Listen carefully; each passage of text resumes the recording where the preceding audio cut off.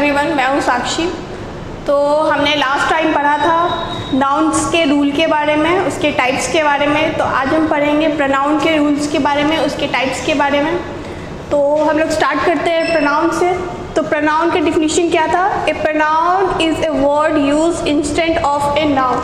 मतलब नाउन की जगह पे जो वर्ड यूज़ होता है उसे हम प्रोनाउन कहते हैं। Example, Hari is absent because Hari is इन। अब इसमें क्या है ना, इस एग्जाम्पल में क्या है, Hari is absent because Hari is in. तो it's better to avoid Hari repetition को हम अवॉइड करेंगे। हरी की जगह पे हम लोग लिखेंगे Hari is absent cause he is in. जो हरी को हम लोग रिपीटेशन में लेंगे उसको हमें अवॉइड करना है। हरी की जगह पे हम लोग ही डाल देंगे। ही हमारा क्या है? ही हमारा प्रोनाउन है।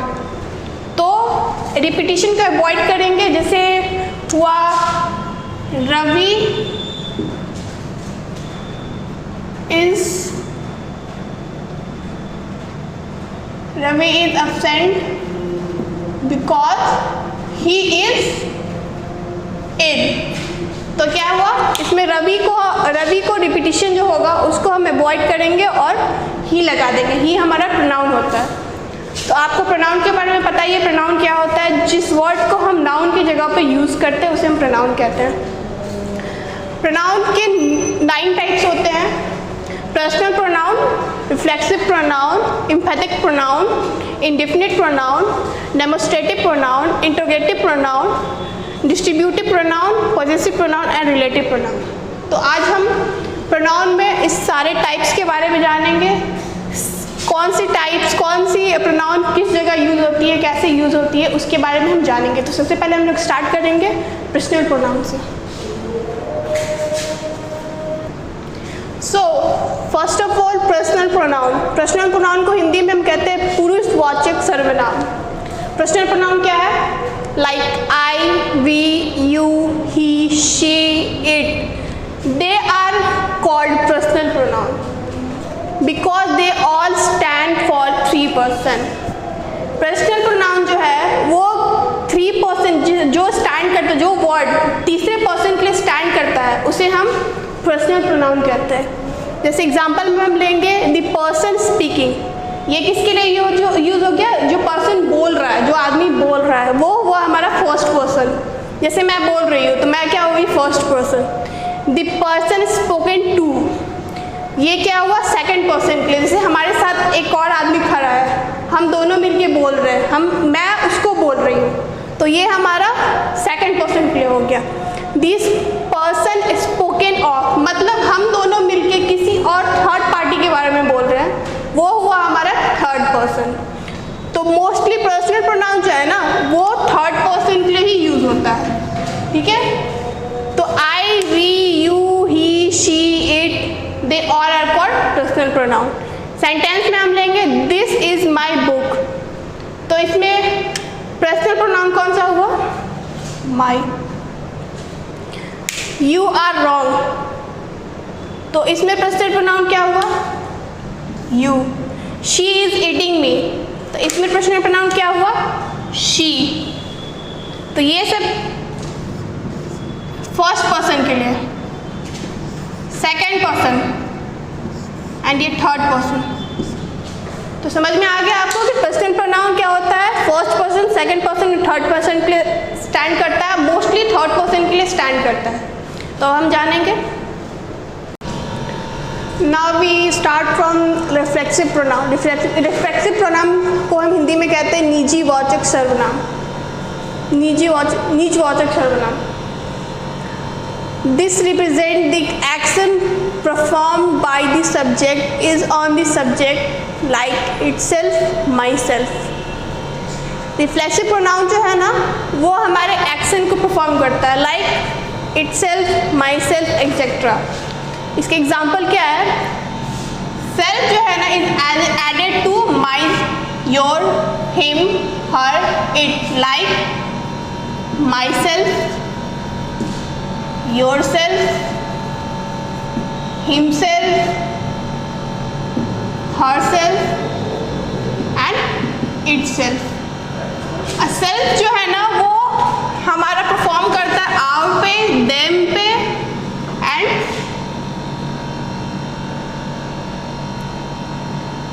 आवर पे, देम पे and it's also perform in yours. ठीक है, तब हम सेंटेंस देखेंगे आई हर्ट माई सेल्फ, तो इसमें हमारा रिफ्लेक्सिव प्रोनाउन हुआ myself. They hurt themself, मतलब उन लोगों ने अपने आप को चोट पहुंचाई, तो इसका रिफ्लेक्सिव प्रोनाउन हुआ देम सेल्फ. तो रिफ्लेक्सिव प्रोनाउन जो क्या है ना वो रिप्रेजेंट करता है हमारे एक्शन को. मोस्टली ये यूज होता है my, your, him, her and it. My self, your self, him self, her self, it self. Self जो यूज होता है योर, देम, आवर, ये सब पे यूज होता है. ठीक है, नेक्स्ट है हमारा इम्पैथिक प्रोनाउन. तो इम्पैथिक प्रोनाउन को हम बोलते हैं घटता वाचक सर्वनाम. तो इम्पैथिक प्रोनाउन क्या है? इम्पैथिक pronoun is that which is used to add emphasis to the subject of sentence. मतलब noun और pronoun को जो emphasis करता है, noun और pronoun के साथ जो emphasis लगता है उसे हम emphatic pronoun करते हैं. noun और pronoun का noun और pronoun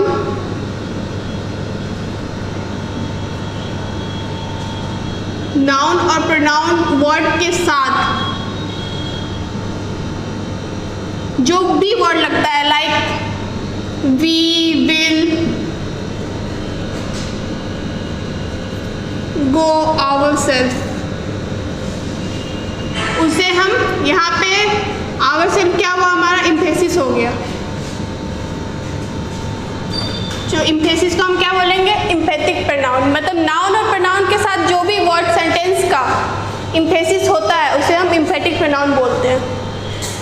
इसमें क्या है ना, self is added to my, your, him, her and the selves is added to our, them, our. Like my self, your self, her self and selves के साथ ourself, themself, ourself. इसका sentence हम देख लेते हैं. I will do it my self, मतलब मैं अपने से कर सकता हूँ. तो यहाँ पे माई सेल्फ हमारा हो गया इम्पैथिक प्रोनाउन.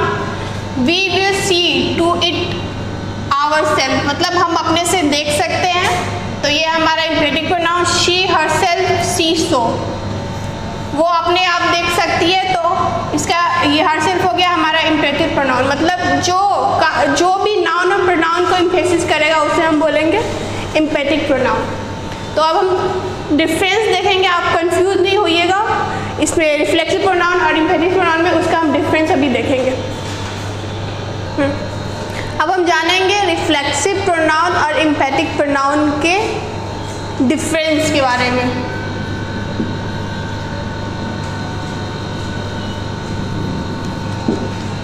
क्योंकि रिफ्लेक्सिव प्रोनाउन में भी सेल्फ और सेल्स का यूज था और एम्पैथिक प्रोनाउन में भी सेल्फ और स्लेव्स का यूज है.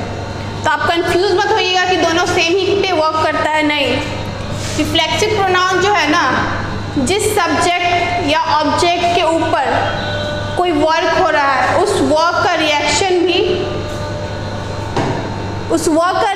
भी सेम होगा. जैसे आई हेट माई सेल्फ, तो मैं अपने आप को हेट करती हूँ. तो यहाँ पे माई सेल्फ जो होगा ना, ये प्रोनाउन हो गया और माई सेल्फ हो गया हमारा रिफ्लेक्सिव प्रोनाउन. मतलब अगर सब्जेक्ट या ऑब्जेक्ट किसी एक पर्सन के लिए काम कर रहा है और उस पर्सन का रिएक्शन भी सब्जेक्ट के ही ऊपर होगा, उसे हम रिफ्लेक्सिव प्रोनाउन कहते हैं. और एम्पैथिक प्रोनाउन जो है, they are used to emphasize noun और प्रोनाउन. ये नाउन और प्रोनाउन को एम्फसाइज करता है. Like she herself open the door, वो अपने आप डोर खोल सकती है. तो यहाँ पे ये प्रोनाउन हो गया और ये हो गया एम्पैथिक प्रोनाउन. मतलब ये इंडिकेट कर रहा है कि वो अपने आप कोई भी काम कर सकती है, वो अपने आप कर सकती है. और इसमें इंडिकेट कर रहा है I hate myself, I hurt myself, I know myself, मतलब मैं अपने बारे में जान रहा हूँ, मैं उसके बारे में जान रहा हूँ। और इसमें किसी वर्क के वो डोर खोल सकती है, वो खुद से पानी पी सकती है।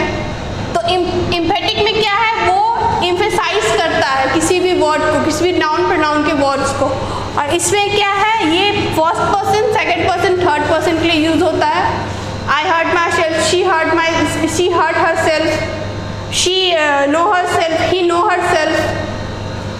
तो ये किसी भी पर्सन के रिएक्शन का जो भी सब्जेक्ट होगा या ऑब्जेक्टिव होगा वो सेम ही रहेगा और ये एम्फेसाइज करेगा। तो यहाँ पे सेल्फ और स्लेव का अलग अलग मीनिंग होता है दोनों में, रिफ्लेक्सिव में और एम्फेटिक में।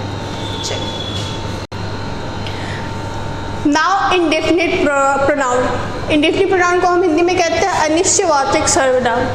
तो इंडेफिनिट प्रोनाउन क्या है, sometime the pronoun use in the sentence do not refer to any particular thing और person, they are use in the general way, such pronoun are known as indefinite pronoun. मतलब sometime the pronoun use in sentence do not refer any particular thing, मतलब कोई भी कभी कभार क्या होता है ना, कोई भी नाउन हुआ या प्रोनाउन हुआ वो किसी इंडेफिनिट थिंग, मतलब एक सिर्फ वर्ड को लेके नहीं चलता है, वो किसी भी पार्टिकुलर थिंग या पर्सन को लेके नहीं चलता है, वो जनरल वे में तो आपको डिफाइन करता है कोई भी एक सेंटेंस, कोई भी एक वर्ड, तो उसे हम कहते हैं इंडेफिनिट प्रोनाउन।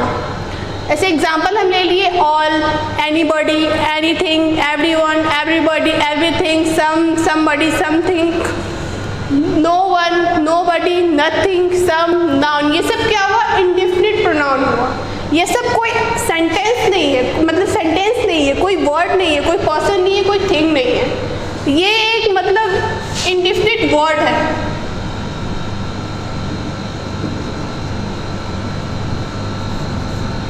जैसे सेंटेंस हम देखेंगे nobody can help you in this issue, तो nobody इसमें क्या हुआ, ना कोई प्लेस है, ना कोई थिंग है, ना कोई पर्सन है, ये क्या हुआ, इंडेफिनिट हुआ, इंडेफिनिट प्रोनाउन हुआ। सेकंड देखेंगे did you ask anybody to come, तो इसमें किसी ये डिड यू आस्क, यू क्या हुआ, हमारा प्रोनाउन हुआ, और एनीबॉडी क्या हुआ, एक इंडेफिनिट प्रोनाउन हुआ। ये किसी पर्सन के बारे में नहीं बात कर रहा है, किसी प्लेस के बारे में नहीं बात कर रहा है, किसी थिंग के बारे में नहीं बात कर रहा है, तो इसे हम इंडेफिनिट प्रोनाउन कहेंगे। थर्ड देखते हैं somebody has stolen my watch, तो किसी ने मेरा वॉच चुरा लिया, तो किसने चुराया भाई, somebody। यहाँ पे हम ये नहीं बोलेंगे कि हाँ राहुल ने मेरा वॉच चुरा लिया, हम तो जानते ही नहीं है कि किसने चुराया है, तो क्या डालेंगे हम, somebody। तो somebody हुआ हमारा इंडेफिनिट प्रोनाउन। समझ में आ गया कि somebody जो है, ये इंडेफिनिट प्रोनाउन जो है वो जनरल वे में यूज होता है, वो किसी प्लेस, थिंग और पर्सन को लेके यूज नहीं होता, वो इन जनरल वे में यूज होता है, उसे हम इंडेफिनिट प्रोनाउन कहते हैं। तो रिलेटिव नाउन, रिलेटिव प्रोनाउन को हम बोलते हैं संबंधवाचक सर्वनाम। तो रिलेटिव प्रोनाउन हम क्या बोलते हैं, A relative pronoun is one which is used to refer to noun mentioned previously, whether they are people, place, thing, animal or idea. Relative pronoun can be used to join two sentences. मतलब relative pronoun जो है ये उसके लिए use होता है, उस pronoun के लिए यूज होता है जो पहले से यूज हो चुका है, और इसे हम दो सेंटेंस को ज्वाइन करने के लिए भी यूज करते हैं। जैसे एग्जांपल देते हैं who, whom, that, which, whatever,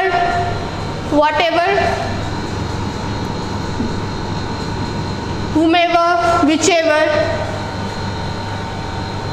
तो रिलेटिव प्रोनाउन जो है ना, किसी भी दो सेंटेंस को ज्वाइन करने के लिए और उस प्रोनाउन को उस प्रोनाउन के लिए यूज किया जाता है जो पहले से यूज हो चुका है, जो पहले से नाउन के लिए यूज हो चुका है।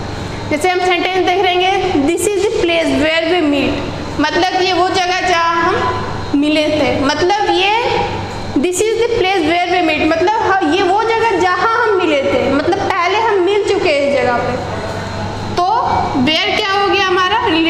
प्रोनाउन हो गया। ये एक दो सेंटेंस को रिलेट कर रहा है, जोड़ कर रहा है। जैसे this is the place where we meet, ये वो प्लेस है जहाँ हम मिले थे। तो ये दो सेंटेंस को ज्वाइन कर रहा है, तो इसे हम क्या कहेंगे? Relative pronoun. Second example, you can choose one person whoever you like, मतलब तुम किसी भी एक पर्सन को चूज कर सकते हो। ये एक सेंटेंस हो गया। whomever you like, ये एक सेंटेंस हो गया। तो इसको ज्वाइन कौन सा कर रहा है? whomever कर रहा है ज्वाइन। तुम किसी भी एक पर्सन को चूज कर सकते हो जिसको तुम पसंद करते हो, whomever you like। तो whomever हमारा ये हो गया हमारा रिलेटिव प्रोनाउन, जो एक दूसरे को एक दो सेंटेंस को जोड़ रहा है, रिलेट कर रहा है। ठीक है, तो रिलेटिव प्रोनाउन क्या है?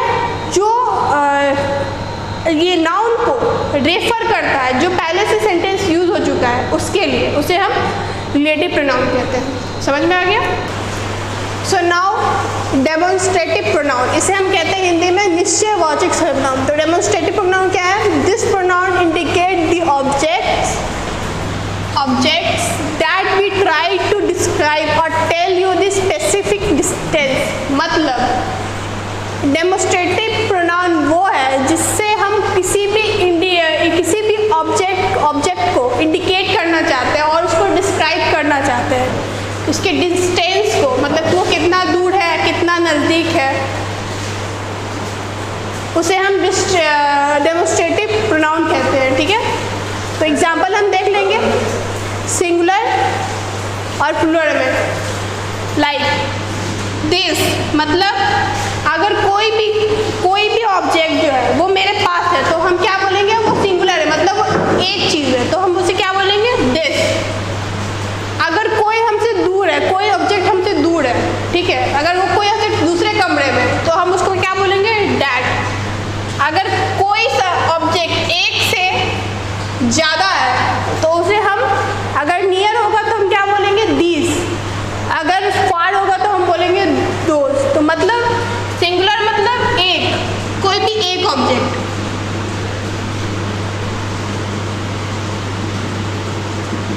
और प्लूरल मतलब कई, मेनी ऑब्जेक्ट, मतलब एक से ज़्यादा।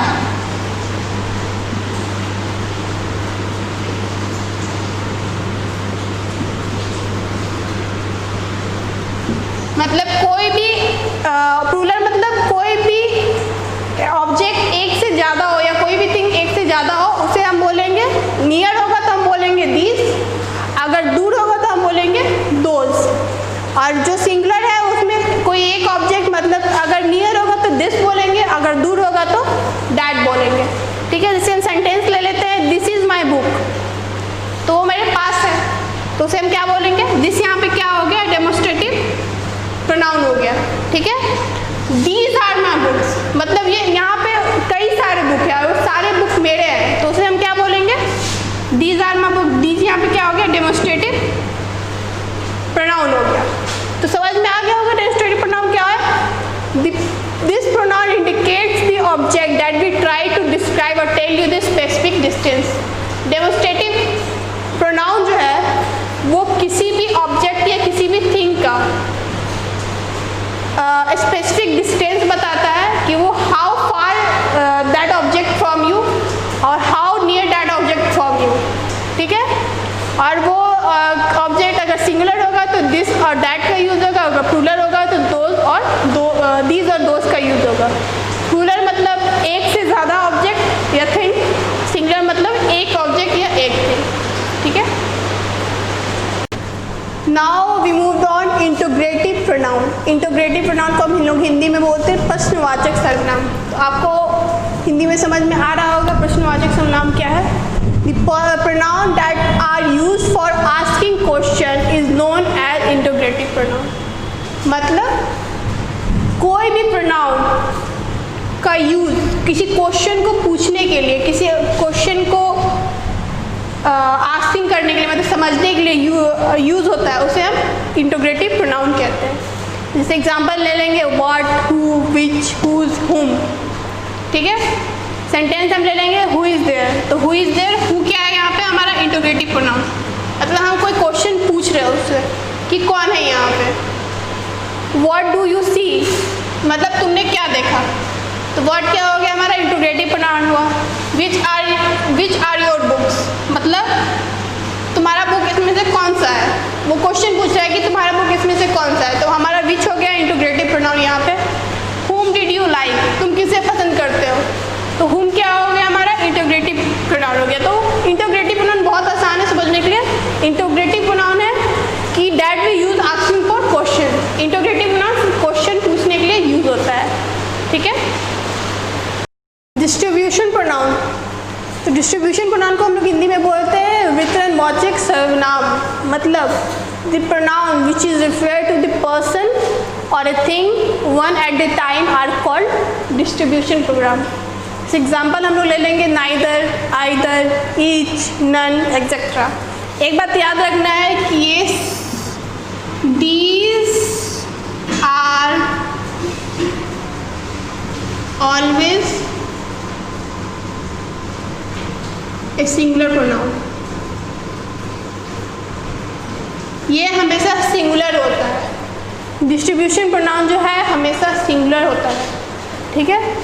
तो डिस्ट्रीब्यूशन प्रोनाउन क्या है, the pronoun which is refer to the person और a thing on at a time that called distribution pronoun.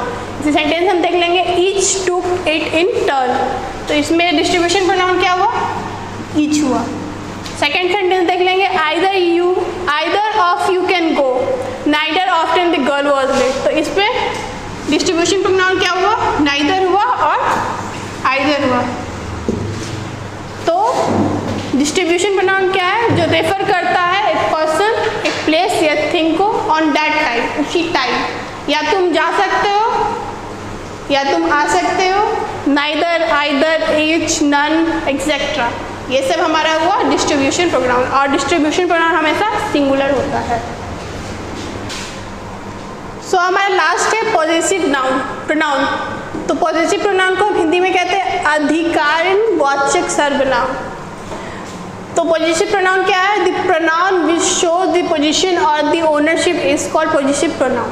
मतलब कोई भी प्रोनाउन, कोई भी नाउन या प्रोनाउन जो अपना ओनरशिप बताता है, जो अपना पोजीशन बताता है कि ये मतलब लाइक एग्जांपल हम ले लेंगे माई, माइन, हर, योर, आवर्स। तो मतलब ये जो भी प्रोनाउन होता है जो शोज करता है अपना ओनरशिप, जो अपना पोजीशन बताता है, उसे हम पॉजेसिव प्रोनाउन कहते हैं। जैसे हम सेंटेंस ले लेंगे यू आर माइन, तुम मेरे हो, तो इसमें अपना ओनरशिप बता रहा है ना यार, यहाँ पे अपना ओनरशिप बता रहा है कि तुम मेरे हो, तो ये हुआ हमारा possessive pronoun.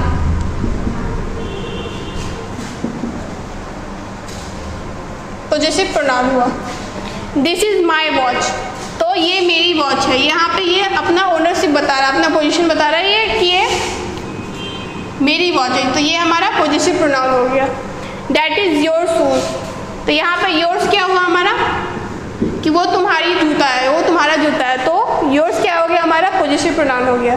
This is our place, तो ये एक पोजीशन बता रहा है कि ये जगह जो है ये हमारा प्लेस है, ठीक है। तो यहाँ पे आवर्स क्या हो गया हमारा पॉजेसिव प्रोनाउन हो गया, ठीक है। तो पॉजेसिव प्रोनाउन बहुत आसान है कि अधिकारक वाचक सर्वनाम, मतलब कोई भी pronoun which show the position और the ownership is called possessive pronoun, ठीक है। तो अब हम ये प्रोनाउन के चार्ट के बारे में जानेंगे कि कौन सा वर्ड, कौन सा सेंटेंस, कौन सा प्रोनाउन, कौन से objective pronoun, subjective pronoun, possessive pronoun, possessive adjective pronoun, reflexive pronoun कहाँ कैसे यूज़ होता है। तो सबसे पहले हम जानेंगे सब्जेक्टिव प्रोनाउन के बारे में। सब्जेक्टिव प्रोनाउन में फर्स्ट पर्सन पे आई यूज़ होता है, सेकंड पर्सन पे यू, थर्ड पर्सन पे ही, थर्ड पर्सन मेल में ही यूज़ होगा, थर्ड पर्सन फीमेल में शी यूज़ होगा, थर्ड थिंक में इट यूज़ होगा, फर्स्ट पर्सन प्लूरल में वी यूज़ होगा, प्लूरल मतलब एक से ज़्यादा, और ये हमारा क्या था सिंगुलर था, ठीक है। तो सेकंड पर्सन प्लूरल में क्या होगा use you, third person and thing जो प्लूरल होगा उसमें क्या यूज़ होगा दे, पर्सन या थिंग, थर्ड पर्सन या थिंग प्लूरल में हमेशा दे यूज होगा। तो ये हमारा सब्जेक्टिव प्रोनाउन के बारे में था। अब हम जानेंगे ऑब्जेक्टिव प्रोनाउन में। ऑब्जेक्टिव प्रोनाउन में फर्स्ट पर्सन पे मी यूज होगा, सेकंड पे यू, थर्ड पर्सन मेल में हिम, थर्ड पर्सन फीमेल में हर। ऑब्जेक्टिव प्रोनाउन का ये है। और थर्ड थिंग पे इट, थर्ड थिंग में भी इट ही यूज होगा। फर्स्ट पर्सन प्लूरल में अस यूज होगा, सेकंड पर्सन प्लूरल में यू यूज होगा और third person and thing plural में देम यूज होगा। अब आते हैं पॉजिटिव एडजेक्टिव प्रोनाउन एडजेक्टिव के बारे में। तो फर्स्ट पर्सन पे माई यूज होगा, सेकंड पर्सन पे योर यूज होगा, थर्ड पर्सन मेल में हिज यूज होगा, थर्ड पर्सन फीमेल में हर यूज होगा, थर्ड थिंग में इट्स यूज होगा, फर्स्ट पर्सन प्लूरल में आवर यूज होगा, सेकंड पर्सन प्लूरल में योर यूज होगा और third person and thing plural में देयर यूज होगा।